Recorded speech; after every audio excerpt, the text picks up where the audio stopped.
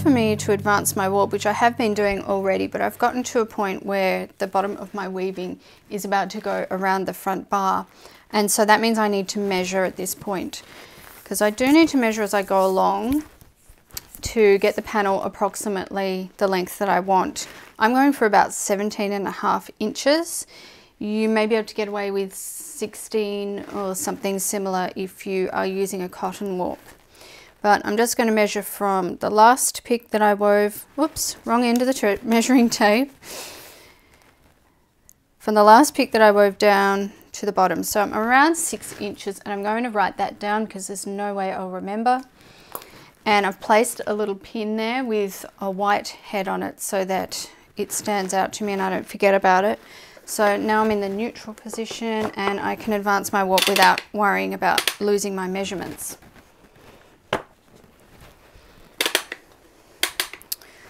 Okay, now might be a good time to show you that other technique I wanted to show you as well.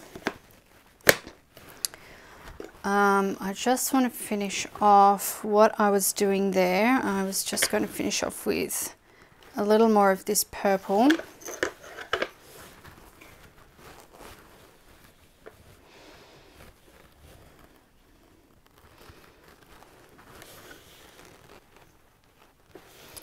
That'll do.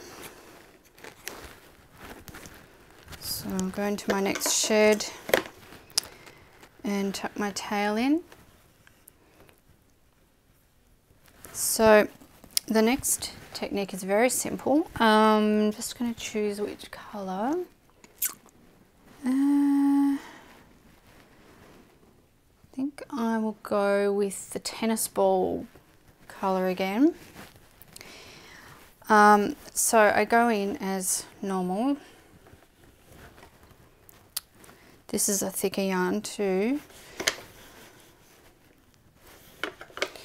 And tuck that tail in.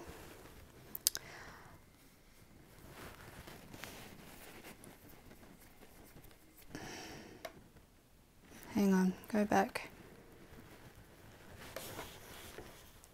So I beat that, but then I stay in the same shed and I'm going to tuck the tail in, but I'll need to take it around the bottom of the warp this time because I am still in the same shed. So I'm just tucking that in. And also because I'm in the same shed, if I just take this back into the exact same shed, it's just going to unweave, and that's not what I want. So I'm going to take it around the top warp thread and then into the shed, like so. And basically what this technique is, you can barely call it a technique, it's really just something a little bit different. I'm going to cut that off, is just to double up on a particular thread at a particular time as sort of a feature to stand out in the work, and then to go on with your next colour. So I'm going to follow that up with a little bit of black to really make it stand out.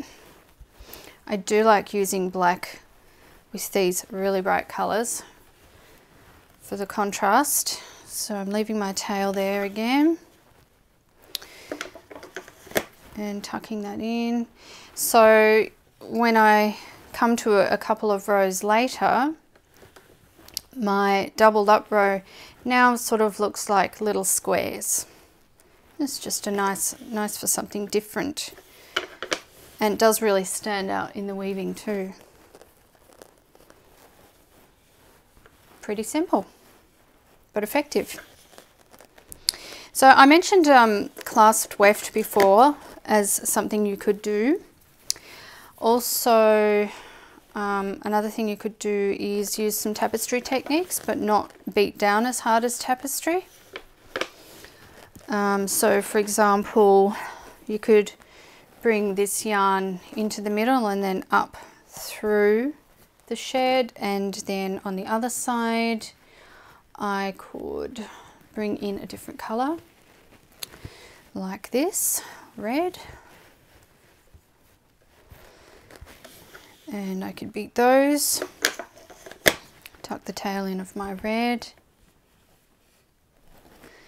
and then I could just take those through the shed and out again.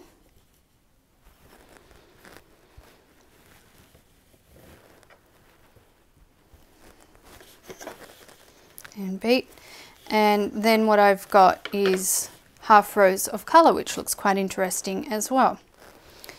I'm just going to cut that and go back to the black again on its own.